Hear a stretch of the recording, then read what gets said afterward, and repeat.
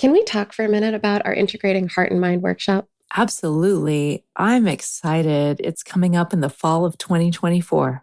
I'm so excited. We changed the format to make it more accessible to people with like work schedules and personal schedules. And so this time we're going to do it 3 hours on a Friday afternoon or evening, depending on where you're at, and 5 hours on Saturday for 2 different weeks in September. Yeah, and it's so great. Like if you're finding yourself stuck in like sticky bad patterns or having communication issues or something like that, or if you want to just like get closer and trust yourself or your partner more, this is the workshop for you. Yeah, and individuals are welcome, couples are welcome. If you're interested in really thinking through how to serve yourself well inside of your relationships, then we've built a workshop that will support you in finding the ways that are just right for you. To sign up, head over to our website at whydoesmypartner.com/events. We hope you'll join us. Welcome to the Why Doesn't My Partner podcast. I'm Jules. I'm Vickey. And I'm Rebecca. We're your hosts. We're also couples therapists and messy humans bumbling through our own relationships every day. We met through our training and practice of relational life therapy. Between us, we have more than 40 years of experience holding hard relational questions with our clients.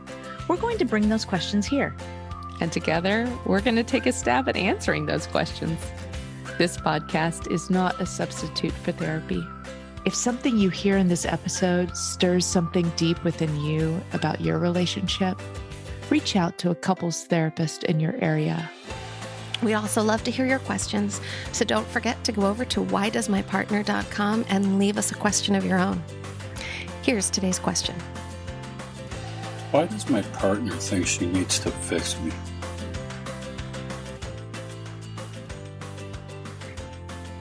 Can I jump in with the shout out to the ladies? Please. I hear this question from guys a lot, and I want to validate them for a minute.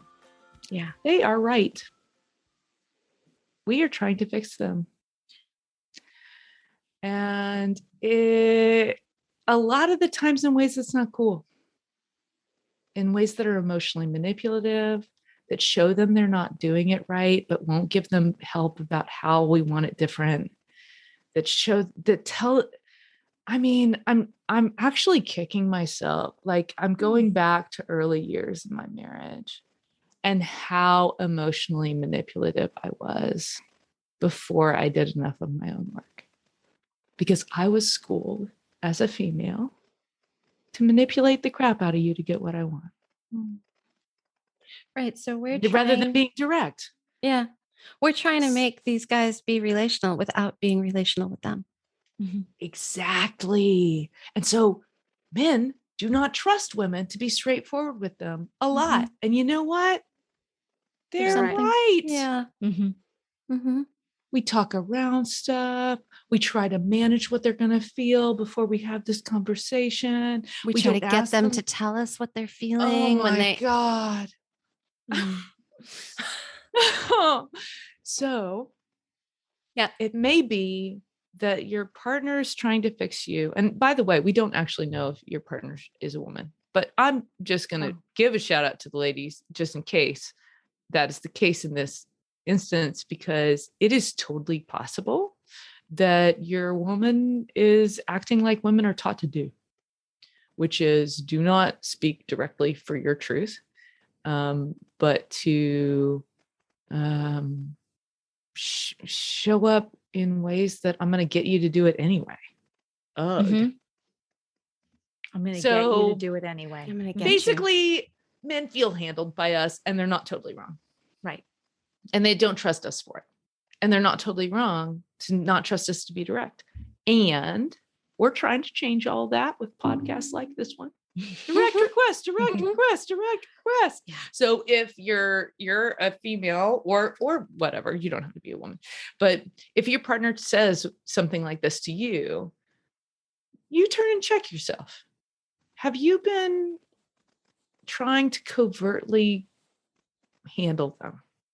Have you been trying to show them sideways that they're getting it wrong? Have you been kind of constantly at them about changing this thing, and then they change it, and then now change the next thing, and then the next thing, and then the next thing? having said all that, There's also a piece of this that can be a stress or a trauma response. oh, totally. I mean, fixing. It could be. Yeah.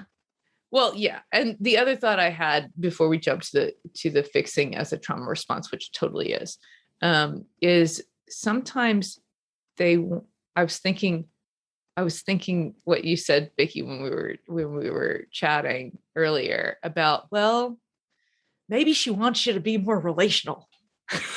And there's maybe something to fix there. Okay, so that's totally possible. And maybe she's doing it in a way that's not working. Mm-hmm. Well, and again, right before we get to the trauma, Terry talks about being controlling. Yeah. Mm. And you just, everything as a losing strategy. As a losing strategy. Yes. Thank you. Jules, I like the way you just described all those different ways. Those are controlling behaviors. Mm-hmm. And I always am probably too quick to emphasize with my clients that I work with that controlling I hear controlling and I think abusive, blatant abuse. And so I'm always very careful. Yeah, most with of the time, my that's clients. not what we're talking about. Exactly. Yeah. And that's what I'm trying to point out to people. Like, controlling is something like, you shouldn't have sent the text that way. Why didn't you say this on the phone? Why don't you act like this when you're around your friends? Why do you have that tone? Yes. Oh my gosh. And if I heard that many why questions over the course of a week, much less the course of a day, guys, I would be like this. Oh my God, why are you even with me? Right? Apparently I'm all wrong for you. So when guys are driven crazy by this, I just don't blame them. But the other piece, and I think, Rebecca, you're totally right. Yeah. We have a trauma response possibility here. Mm-hmm. So can we break down like all the different I think levels? we need to. I think we need to break down these bubbles because I don't think enough of us understand them or know them and know how to turn around and look at when is this happening for me and what might it mean. Right. Yeah, totally. So, okay. So your brain is constantly asking. So 4 times a second, it's guessing. Am I in safe or am I in danger? And it does that by comparing the world as it is right around you to everything that you've ever known, plus how your guts and hearts are doing right now. Right. So, Jules, can you pause there? 4 times a second. 5 in some studies. Anyway, so 4, the point is it's very fast. It's very fast. Well, it's very fast and you're not going to get ahead of it. So you just got to know you're never going to get ahead of it. If you go into a danger response, you are not going to control that. You can only respond to it. Right. Now, you can change how you perceive reality by going in and doing some trauma work so that you don't view reality through that trauma lens all the time. That's a possibility and that will change things. And you're still always doing this. This is how your brain keeps you safe. You're supposed to jump away from the snake, people. So, they show up fast. This is a fast process. So it is totally possible for me to have a range of responses though. So once my brain goes danger, it also goes, what level of danger? Wow. Right? So is it like super life threat or kind of socially awkward? And it could be anywhere in there. Okay. So I'm going to go from the socially awkward version all the way through down to the life threat. So we have these responses that are really common for these different levels. So if it's just like social threat, a psychological threat, fixing the other person, a fix-it protective system is really, really common. That's going to be your go-to. So if you have a history of not a lot of physical pain or danger, but a lot of emotional pain, you may be in the fix-it category. You may have it like an automatic when you're in threat. Your job is to manage the other guy so that they're less threatening. So fixing. So you have that one. And that's more of a social one. And then you drop down into fight. So that could be verbal fighting or it could be physical fighting. Basically, I'm guessing I am in danger and I need to get you to back off. I will control your body if necessary to get myself safe. Right. So it's like knowing that I'm in danger, but also believing that there's something I can do to change the situation. Okay. Then we move into flight. So that's a little bit further on the danger scale. Now I know that I'm in danger and I know I'm not going to be able to affect the situation. So I'm out of here. And it could be an actual run or it could be a flight, like away. A mental one. A mental flight. I It could be a standing shutdown. right here in front of you and disengaged. I could do a flight that's just like, nope, I'm done with this conversation. I'm good. Right. Then, okay, so you could move into a space where you actually know you're in physical danger. You know that fight and flight will not work. And you know that it's probably at the more invasion level, physical danger. It could go all the way to death possibility, but not all the way.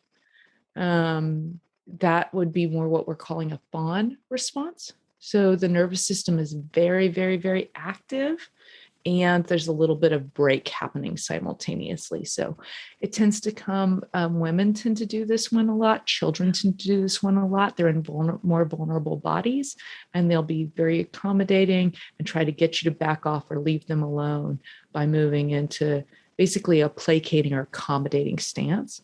And sometimes it works and you don't get hurt and you don't get violated. That's why we do it. Yeah. It works sometimes. Not all the time, but it works sometimes. And so, of course, and guys, this is automatic. If you're one who goes into a fawn response, just know, oh, beautiful body, you were protecting me the best way you knew how, given what was happening. Thank you. Okay. And then there's even bigger. Okay. I know impact is coming. We've got the high brace response. So in this one, I go into a brace with all my muscles, and I know that invasion is coming. I'm going to get hit by something. Right. And probably at this point, I'm also reserving a little bit of my resources or pulling my resources into the middle of my body. And then we have the big one. This is the one where you have assessed it is hopeless, helpless situation. And you're going to send analgesics out through your body. It's going to create a lot of numbness. People will often call it a freeze or a collapse. Collapse feels a little bit more right on to me as far as what people experience. Think of it as intensely heavy in the body, numb, like almost like I'm a heavy marshmallow sort of feeling. Mm-hmm. And they tend to have a lower heart rate and lower breath rate. And they tend to have cold feet and cold hands when they're in this space. So basically what's happening is when you're in that level of threat, your body already knows that you might lose a limb. And so it closes down the capillaries on the outsides of your body so that if you did, you wouldn't bleed out. So this is our bodies are brilliant. I just want to throw that in. Aren't they amazing? Yeah. They're amazing, right? So all of these different levels have a different autonomic response. And for those of us who have a past that maybe has some stickiness in it, it would not be weird for you to have a go-to response. And can I just drop in here that some of that sticky past, it's not like a great big bad thing or many bad things happened. It could be simply, I grew up in a home where I didn't really know that I could trust that my needs would be tended to. Mm-hmm. Yeah. Even just the emotional ones. It doesn't have to even be physical needs necessarily. Yeah. So we're built to get that we're in danger and to move into defensive responses to help ourselves survive. And there's nothing wrong or worse or bad or with any of these. The further out you go on the spectrum, for sure, the more work it takes to move through that one, because it just takes a while for the nervous system to come back. So it makes it a longer process and a process that needs gentleness if you can do it. And it's hard, but it's totally possible. So, yeah. If we're noticing that we're in any of these places or that our partner is, I just want to put a shout out there for one of the interventions we can meet ourselves with, or we can meet our partners with, is a great deal of compassion. That's right. Mm-hmm. So we don't want to change it. It's more like, I see you. Mm-hmm. Wow, it makes sense that you're doing this right now. And that leads me to my U-turn for our caller. So I'm really curious.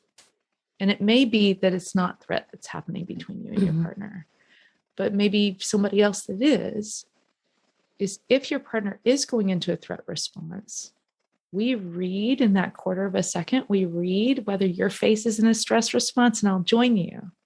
So what if my partner goes into a fix and I go into a flight?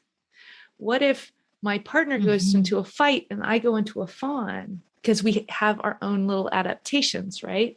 And so my U-turn for you is, totally hear you. Your partner's wanting to fix you all the time. I hear it doesn't, I guess, I'm guessing because you didn't say this, but I'm guessing it doesn't feel good. But I'm also wondering, are you going into a response that's maybe a little bit more on the shutdown end, or are you talking to her about it? If you are going into a response that's on the shutdown end, like, forget this, I can't deal with this anymore, or why would I even say anything? It's already so bad. Or fighting. Or why do you bring this up all the time? Why do you try to change me? Just know, on my side of the line, I might be in a defensive response as well. And so can you use your compassion to help you get back to a centered space and bring it up and have a meta conversation? Do you know how long it's been since we've talked about meta conversations? Oh my ladies? gosh. I'm thinking back to season 1. It's really been a while. It's been a while. Well, I think we need a reminder. What is a meta conversation? A meta conversation is a conversation in which you're having this conversation around what it is that you need or want. And you're having it at a time where, like, you're striking when the iron is cold. You're not having it in the heat of the moment. You're having this conversation at a time when, like, there's a calmness between you. Maybe you're hopefully you're even feeling really connected. Yeah, I love it when they go from the connected space, and they're great for looking at larger patterns. Yeah. So it could be that I lead with vulnerability. So I haven't even told you this, and I've been sitting on it for a while. It's totally my fault for not bringing it up. Man, it feels like you want me to be different, or like you're trying to fix me all the time. And you may not be meaning to do that, but it really does feel bad. It's pissing me off, or it's making me scared that I'm going to lose you, or it's hurting my feelings, whatever it is, just say it. Right. And then you can also ask, like, if you want something to be different, it would help for me if you were more direct. And if the list was shorter, does it have to be everything all at once? We're a problem-centered society, we have focus. It has to be better all the time. Every day. I also want to remind people of the skill of the timeout. Because right as Rebecca was saying, when the iron is hot is not the time for these conversations. And if either you can feel it, your own danger place, or you can see it in your partner, take a timeout. For the personal check-in and see what is going on with me. Where do I go? And in taking that time out, let's just also name to take it responsibly. Yes. Oh, so yes. Right. You. This is a Go huge ahead. part of taking timeouts. Yes. And what differentiates a timeout from just like flying and running away or withdrawing, which is going to create more, it's going to escalate the situation if we do it that way. You want somebody to chase you, withdraw, and don't tell them where you're going. Right. And so the opposite of that is to say, like, sweetie, something's going on inside of me, and I need to go take care of me so that I can be more present for us. Right. I'm going to go take care of me, and I'm going to check back in with you in however much time. Mm-hmm. And as somebody who has some high brace and freeze in my system, I don't have those kind of words, especially if I'm really triggered. So a hand signal works best. And Like my the T partner and sign? I just like a T sign. That's a great one. You can have something else if you don't like that one. But that's a great way to signal all of those words in a moment you can't say them. But in order to use that kind of hand signal or any kind of signal like that, in a not in that moment, you have to have a conversation like the one we're having now, where you make an agreement that when we're there, we'll use this. Yes. So it has to be a meta conversation. I'm in between the two of you. I have literally said, I can't stay healthy right now, time out. And then I bolt. Good. And I try to say it and ask for what I need. And my partner's not always able to give me that. Yeah. Right. And Which so is normal. sometimes, it's totally normal. But when we're in that place, we're in that place. Yeah. It's so hard. It's so hard. Yeah. And then I think a lot of the work in those moments is to just really hold ourselves warmly. Hold ourselves, hold our partners, like try to remember that piece. And you know what? This thought just occurred to me about cherishing. So wait, you're talking about cherishing? I'm talking about cherishing. It is true. I know, it's crazy. So this thought just occurred to me like, oh, wow. If we're in this space in our relationship where it feels like we're always addressing problems or always bringing up something hard, we maybe don't have enough cherishing going on. And so I just think of it as like the necessary thing that may be missing here too is we're not celebrating each other enough. We're not showing each other, you're cool. I like you. I like you. Which I like beard is time with sexy. you. Which brings me right back to this question. Why does my partner think she needs to fix me? Underneath it, what does she think is wrong with me? Right, exactly. So it may be that the meta conversation is more about how are we going to put into our relationship more joy, more excitement, more appreciation. I need more of that here. Tell each other what's working. Tell each other what's working. Don't forget to tell each other what's working, guys. Yeah. I think that's a great place to land. Spend more time having meta conversations about what's working. That's like brilliant. Yeah. I am taking that challenge and I'm taking it into my marriage today. I'm going to have more meta conversations about what's working. I love it. Love it. All right, y'all. Take care. Care each other best you can. That wraps up this week's episode. Join us again next week for another Why Does My Partner? We hope that you continue to listen wherever you get your audio and that you'll follow the show. To go deeper, join us at our boot camp. You'll find the next date at whydoesmypartner.com. Did you know you could ask us your question? Your questions are relational gold. Go to whydoesmypartner.com to either write in or record your question for a future episode.